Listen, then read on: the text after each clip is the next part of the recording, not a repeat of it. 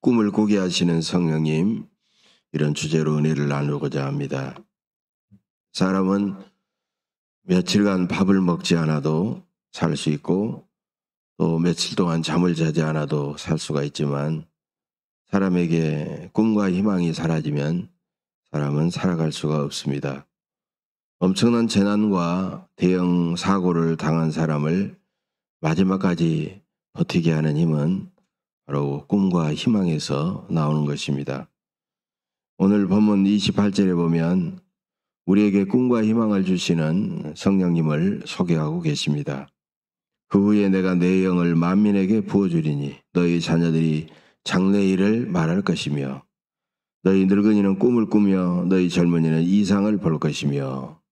여기서 나는 바로 하나님을 가리키고 나의 영은 바로 하나님이 부어주시는 성령님을 가리키는 것입니다. 이처럼 만민에게 하나님이 부어주시는 자신의 영이신 성령님은 우리에게 꿈과 희망을 늘 부어주시는 그런 분이십니다. 요엘 선지자가 활동하던 주전 830년경에는 이스라엘이 남북으로 분단되어서 너무나도 암담한 그런 절망적인 시대였습니다. 백성들은 하나님에 대한 신앙이 약해지고 또 분단된 민족에 대한 평화와 통일을 관심을 기울이기보다는 그저 하루하루 먹고 사는 일에만 정신이 팔려 살았던 것입니다. 백성들에게 꿈과 희망은 완전히 사라졌는데 그런 상황에서도 설상가상 무서운 가뭄, 흉년이 그들에게 몰려왔습니다. 가뭄이 얼마나 심각했는지 시내가 완전히 마르고 식물은 말라 비틀어지고 가축대도 목이 말라서 목을 헐떡거렸던 것입니다. 이스라엘은 아열대성 기후이기 때문에 평소에도 4월부터 10월까지 비가 내리지 않은데 이제 우기에 내려야 될 비가 내리지 않는다면 정말 사람과 가축과 식물은 도저히 살아갈 수가 없는 그런 어려운 상황입니다. 엘리야 시대 선지자 때에도 바로 3년 6개월 동안 비가 내리지 않았던 것을 우리는 알고 있습니다. 또 엘리사, 그의 후계자였던 엘리사 선지자 때에도 끔찍한 가뭄으로 인하여 많은 사람들이 자기 자식까지 잡아먹는 그런 참 끔찍한 그런 사건들도 있었습니다. 사도행전에서도 예루살렘 주민은 끔찍한 흉년에 시달렸고 사도 바울은 이를 알고 이방인의 교회에 바로 예루살렘 주민을 돕자고 모금운동을 벌였던 기억이 있습니다. 지금은 물을 가두는 저수지나 댐이라도 있지만 옛날에는 가뭄이 들면 손 놓고 아무것도 할 수 없는 그런 속수무책이었던 것입니다. 설상가상으로 메뚜기 같은 곤충떼가 조금 남은 농작물마저 다 모두 뜯어먹었습니다. 바로 이것이 요엘 1장 4절에 나오고 있습니다. 팥중이가 남긴 것을 메뚜기가 먹고 메뚜기가 남긴 것은 느치가 먹고 느치가 남긴 것을 황충이 먹었도다. 정말 설상가상 엎친 데 겹친 격으로 민족은 분단되어 서로 싸우고 있고 심각한 가뭄으로 먹을 것이 없고 그리고 겨우 남아있는 것은 종류가 다른 4가지 곤충떼가 몰려가지고 다 뜯어먹어버리니 사람과 동물이 어찌 이 땅에 생존할 수가 있겠습니까? 참으로 절망적인 상황이었습니다. 그런 절망적인 상황에서 하나님은 요엘 선지자를 부르셔서 그들에게 이런 말씀을 하고 있는데 바로 그 말씀이 28절과 29절의 말씀입니다. 그 후에 내가 내 영을 만민에게 부어주리니 너희 자녀들은 장래일을 말할 것이며 너희 늙은이들은 꿈을 꾸며 너희 젊은이는 이상을 볼 것이며 그때 내가 또 내 영을 남종과 여종에게 부어줄 것이며. 하나님은 이스라엘이 가장 절망적이었을 때 요엘 선지자를 통하여 바로 희망을 선언하고 계십니다. 지금 우리도 우리 주변을 둘러보면 우리 개인과 교회와 나라와 민족의 상황이 너무너무 절망적인 상황에 처해 있는 것을 보게 됩니다. 저는 요즘 한국 교회를 생각하고 기도하고 우리나라와 민족을 생각하며 기도할 때는 속에서 눈물만이 계속 흘러나오는 것을 볼 수가 있습니다. 우리가 과연 어디에서 우리가 희망을 찾을 수가 있고 어디서 우리가 희망의 음성을 들을 수가 있겠습니까? 불과 몇 년 전만 해도 2018년 평창올림픽 때 북한에서 많은 사람들이 왔고 그러면서 재보니까 한 불과 4년 정도만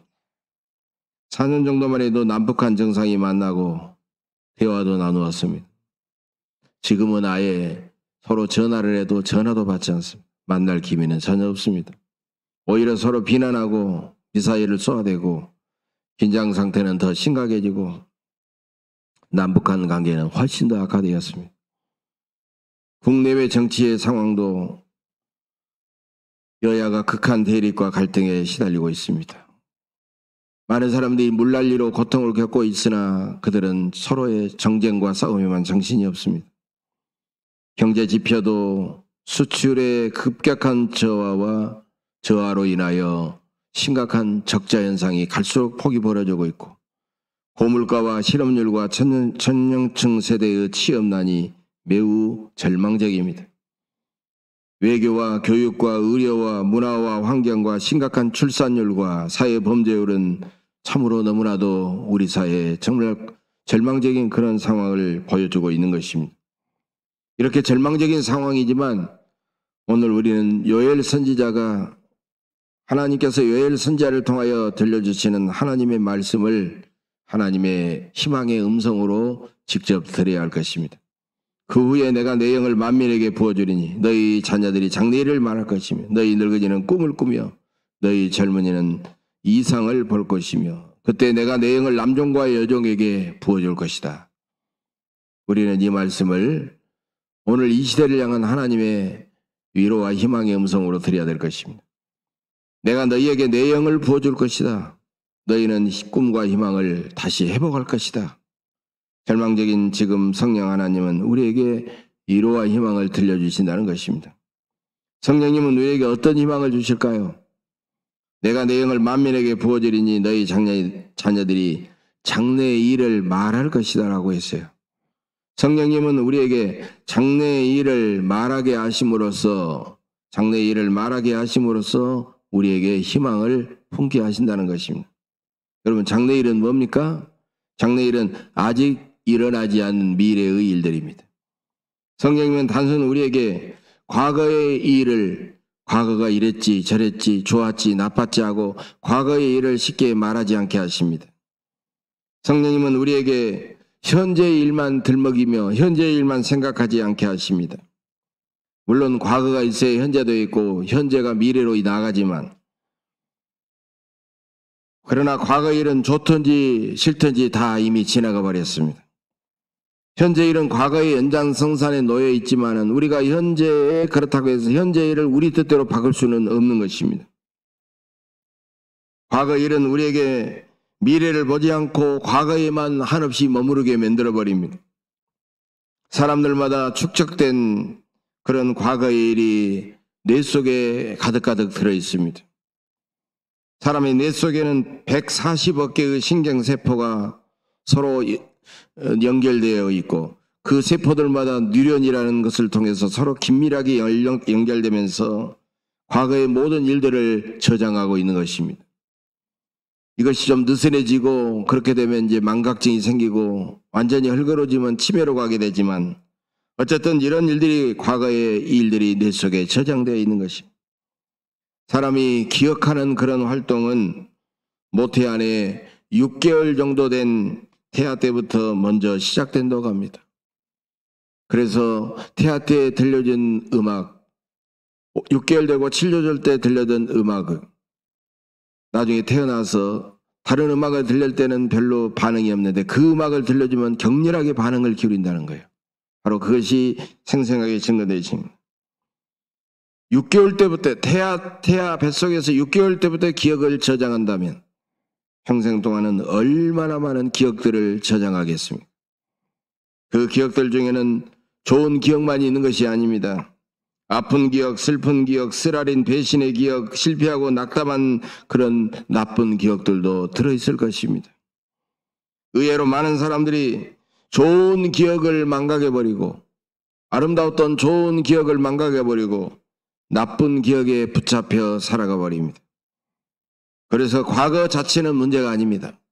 과거 자체는 문제가 아니라 과거의 나쁜 기억에 붙잡혀 과거를 벗어나지 못하고 살아가는 것이 문제인 것입니다.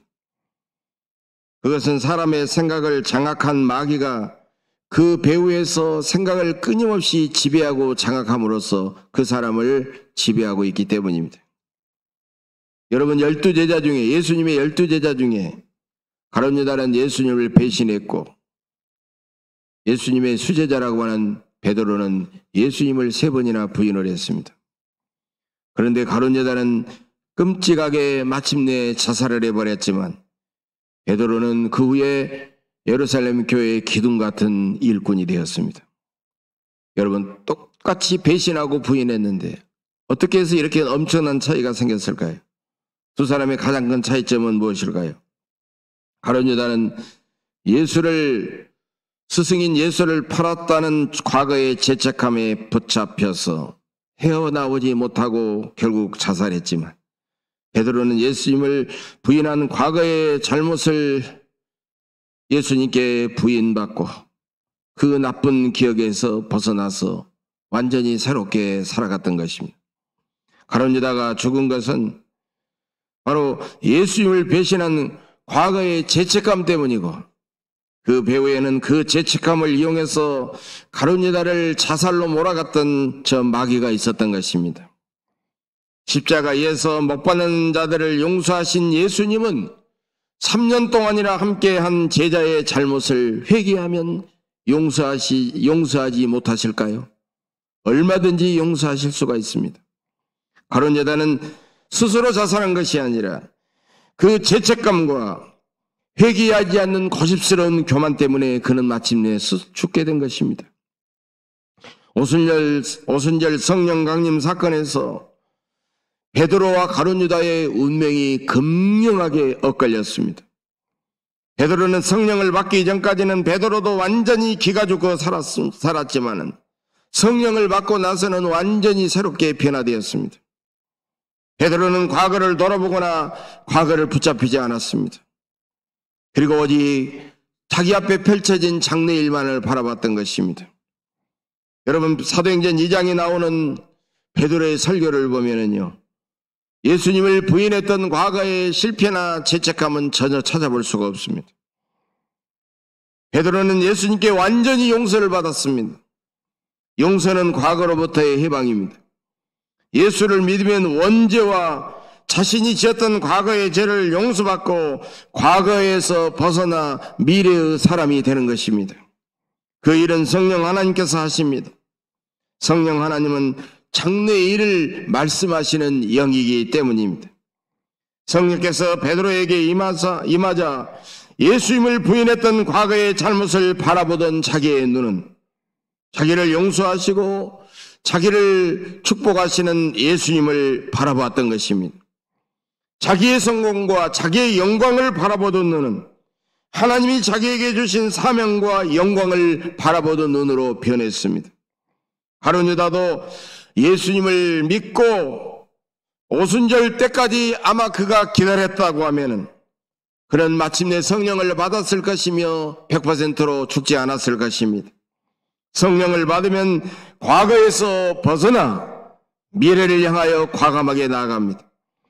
성령을 받으면 우리의 생각과 감정이 변하는 것이 아니라 우리의 관점과 시각이 변하는 것입니다.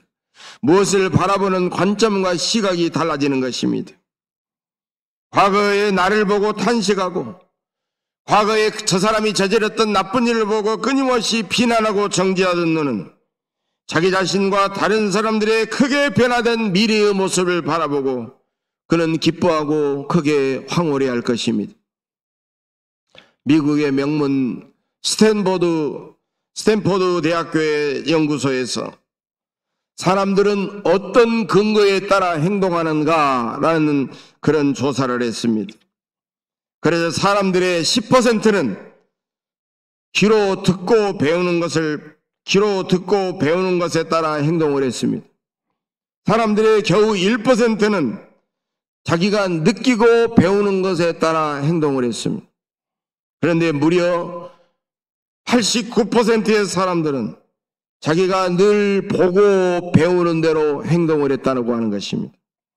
대부분의 사람들은 무엇을 보고 그리고 배우느냐에 따라서 완전히 그렇게 달라지고 살아간다는 것입니다. 똑같은 하늘 아래 살더라도 무엇을 보고 배우느냐에 따라서 그의 인격과 말과 행동과 습관이 달라지면서 그의 운명이 완전히 달라지는 것입니다. 여러분께서 성령을 받으셨다면 지난 과거를 말하지 말고 현재를 보고 우리가 너무 일희일비하지 말고 끊임없이 장래일을 말씀하시기를 바랍니다. 두 번째로 성령님께서 사람들에게 꿈과 희망을 주는 것은 또 하나의 방법은 환경이 아니라 사람을 변화시켜 꿈을 품게 하는 것입니다. 오늘 본문에서도 하나님은 그의 영을 각종 사회의 법과 제도와 권력과 사회 구조 위에 부어주신다고 하지 않았습니다. 바로 그의 영을 사람에게 부어주신다고 말씀하고 있습니다. 여러분, 그 무엇보다도 사람이 먼저입니다. 성령님은 무엇보다도 먼저 사람을 변화시키십니다. 사람이 변하면 다른 제도나 법이나 환경이나 그러면 사회 구조나 이런 것도 점점 변하기 시작하는 것입니다. 오늘 본문에서는 왜 젊은이보다도 늙은이라는 말이 먼저 나왔을까요? 여러분, 늙은이의 특징이 있습니다. 늙은이는 젊은이보다도 꿈을 거의 꾸지 않기 때문입니다. 이미 수많은 사건들을 경험하고 살아왔기 때문에 대충 알고 그렇게 살아가 버리는 것입니다. 그래서 늙은이는 대부분 사람들에게 이렇게 말하죠. 나도 지금까지 살아오면서 옛날에 다 해봤어. 그저 그럭저럭 편하게 살면 돼. 세상 살다가 죽으면 다 끝이야. 그러나 성령님은 그런 늙은이도 새로운 꿈을 꾸게 하실 것이라고 말씀하셨습니다. 여기서 늙은이와 젊은이를 구별하는 기준은 얼마나 나이를 먹었느냐냐, 나이가 기준이 아니라 그의 꿈과 삶의 태도가 기준이라는 것입니다. 성경 다음으로 많이 읽는다는 유대인의 탈무드에 보면 이런 내용이 나와 있습니다. 사람은 언제부터 노인인가? 자기가 늙었다고 생각하는 순간부터 노인이다. 젊은이와 늙은이의 차이는 나이가 아니라 꿈과 삶의 태도의 차이라는 것입니다. 사람을 누구든지 신뢰하면 젊은이지만 사람을 신뢰하지 않으면 늙은이입니다.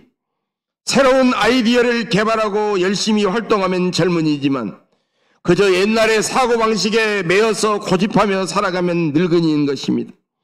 자기의 삶을 늘 사랑하고 긍정하며 즐기며 살아간다면 젊은이지만 그저 혼자 외롭게 쓸쓸하게 살아간다면 늙은이입니다.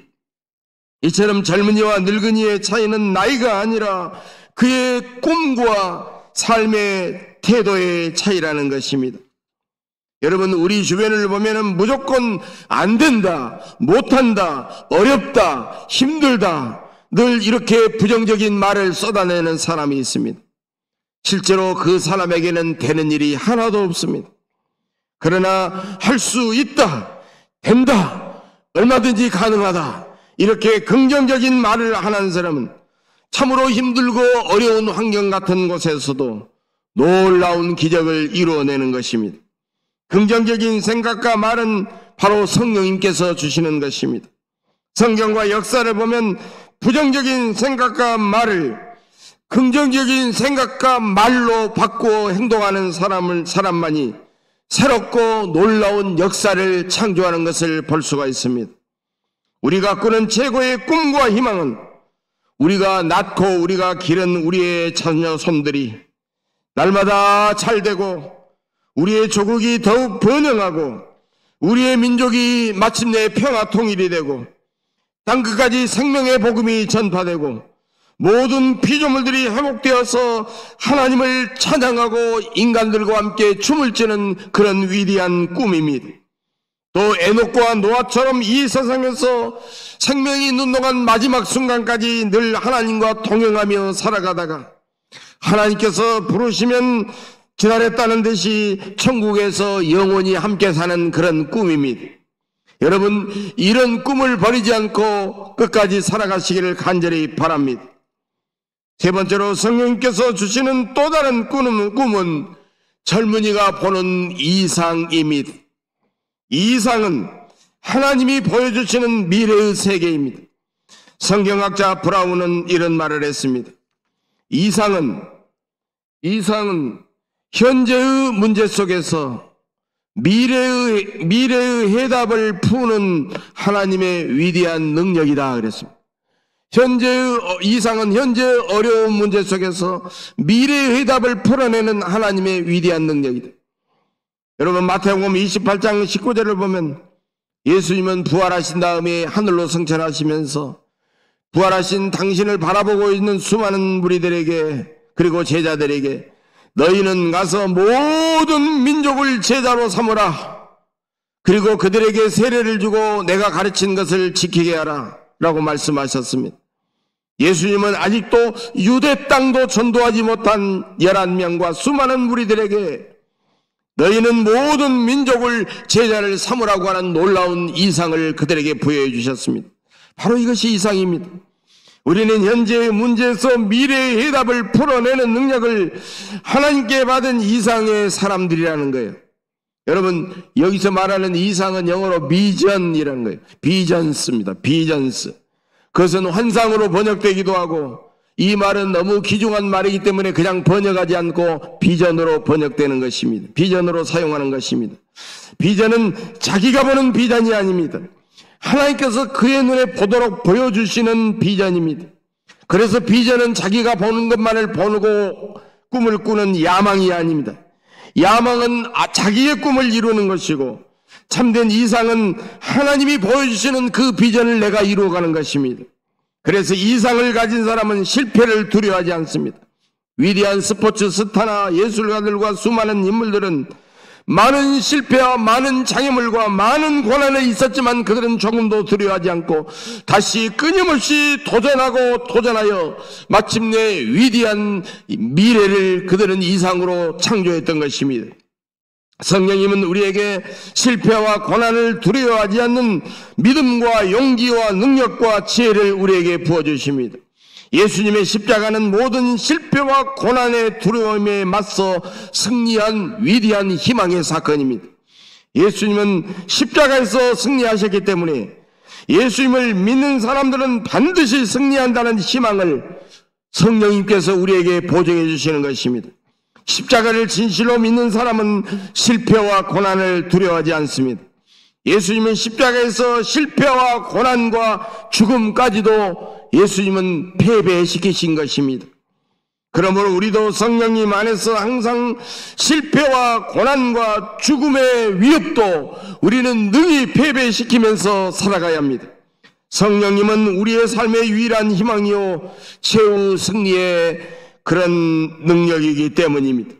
사랑하는 교회 여러분, 여러분은 성령 안에서 늘 장래의 일을 꿈꾸시고 담대하시길 바랍니다. 지나간 과거의 일들 때문에 너무 일희일비하지 마시기를 바랍니다. 우리에게 가장 좋은 것은 아직도 오지를 않았습니다. 우리에게는 과거보다 비교할 수 없는 좋은 미래가 우리 앞에 펼쳐져 있습니다. 예수님이 주시는 최후의 승리와 영광은 아직도 우리에게 이루어지지 않았습니다. 우리에게 지금도 기름 부어주시는 거룩하신 성령 안에서 날마다 이 세상 끝날까지 예수님 성령님 안에서 승리하시기를 주님의 이름으로 간절히 축복합니다. 기도하겠습니다.